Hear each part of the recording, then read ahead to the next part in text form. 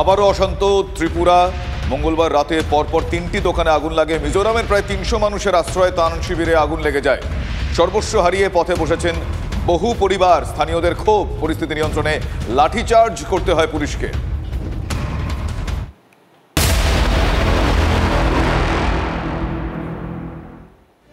আসল সোনার মূর্তির ছবি দেখে রমরমিয়ে নকল সোনার কারবার। বাজার মূল্যে অর্ধেক দামে সোনা মিলত সাদ্দামের কাছে, আর এই কথাটা পয়তালহাট গ্রামের প্রায় সকলেরই জানা। পুলিশ সূত্রে খবর, সাদ্দামের টার্গেট ছিল কলকাতার বড় বাজার, হাওড়া, হুগলি, মালদা সহ বেশ কিছু জেলা। সাদ্দামের হাতে ছিল প্রচুর মিডল ম্যান। আর কি তথ্য পাওয়া যাচ্ছে এই বিষয়ে আমাদের কথা বলবো, আমাদের প্রতিনিধি সুশোভন আমাদের সঙ্গে রয়েছেন। সুশোভন, এই সাদ্দামের খোঁজ চলছে এখনো অবধি, কিন্তু যে তথ্য উঠে আসছে একের পর এক তা তো অভাবনীয়। বাজার মূল্যে অর্ধেক দামে সোনা মিলতে এই সাদ্দামের কাছে, আর কি তথ্য তার বিরুদ্ধে পাওয়া যাচ্ছে এবং এই মিডল ম্যান নিয়ে বা কারা কিভাবে কাজ করাতো তাদেরকে দিয়ে এই সাদ্দাম?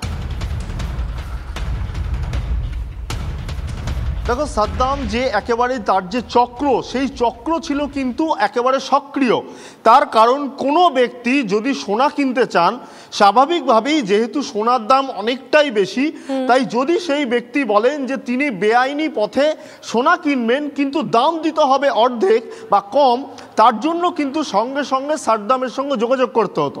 কিন্তু তিনি কিভাবে যোগাযোগ করতেন? এই সাদ্দামের কিন্তু বেশ কিছু জায়গায় একেবারে এই সোনা মূলত সে পাঠিয়ে দিত। অর্থাৎ বড় বাজার, মালদা, হাওড়া, হুগলি এই সমস্ত জায়গায় কিন্তু তার যোগাযোগ ছিল, মিডল ম্যান ছিল। মিডল ম্যানরা তারা বলতেন যে যে ধরনের জিনিস দরকার বা সোনা দরকার বা যেই জিনিসটা দরকার সেটা তাদের কাছে রয়েছে, দাম লাগবে অনেকটাই কম, তার জন্য সাদ্দামের সঙ্গে যোগাযোগ করতে হবে।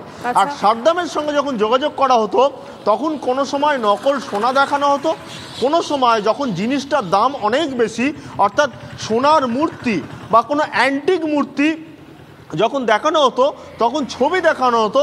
আর ছবি দেখিয়ে কিন্তু বলা হতো যে এটা হাতে হাতে দেওয়া যাবে না, সেই জন্য আগে থেকে টাকা দিতে হবে, পরবর্তীকালে এই জিনিসটা পৌঁছে দেওয়া হবে। এই আগে টাকা দিলেই কিন্তু সেখানেই প্রতারণা শুরু। এই টাকা যখনই দেওয়া হতো তখনই সেই ব্যক্তির সঙ্গে যোগাযোগ করা হতোই না, টাকাটা শুধুমাত্র নিয়ে নিত সাদ্দাম। আর সাদ্দামের যে বাড়ি, সেই বাড়িতে সে তখন থাকতো। পরবর্তীকালে যদি সেই ব্যক্তি কোনোভাবে যোগাযোগ করতে পারে আর সাদ্দামের বাড়ির ঠিকানা জানতে পারে, সেই ঠিকানা পর্যন্ত সে পেতে পারত। কিন্তু এখানে এসে কার্যত তাকে মারধর পর্যন্ত করা হতো। এইটাই মূলত অভিযোগ। আর এর মধ্যেই যেটা সব থেকে বড় বিষয়, এর মধ্যে প্রচুর মিডল ম্যান রয়েছে যারা সাদ্দামের এই চক্রটা মূলত চালাতো। একদম, তার এই কাজ কারবার কিভাবে চলছিল অনেকটাই তুমি বিবরণ দিলে সুশোভন। অবশ্যই আমাদের এই খবরে তো নজর থাকছেই, কিন্তু দেখো স্থানীয় মানুষজন তারাও তো বেশ কিছু অভিযোগ করছে একের পর এক। কে কি বলছেন শোনাবো আপনাদের। ওখানে যে সোনার মূর্তি দেখাতো আর ওইসব টাকা পয়সা মেরে কেটে নিত। এইসব বাইরের লোক আসে, শুনেছি তারা কি করে না করে, কখন কি হয় আমরা কি সব দেখে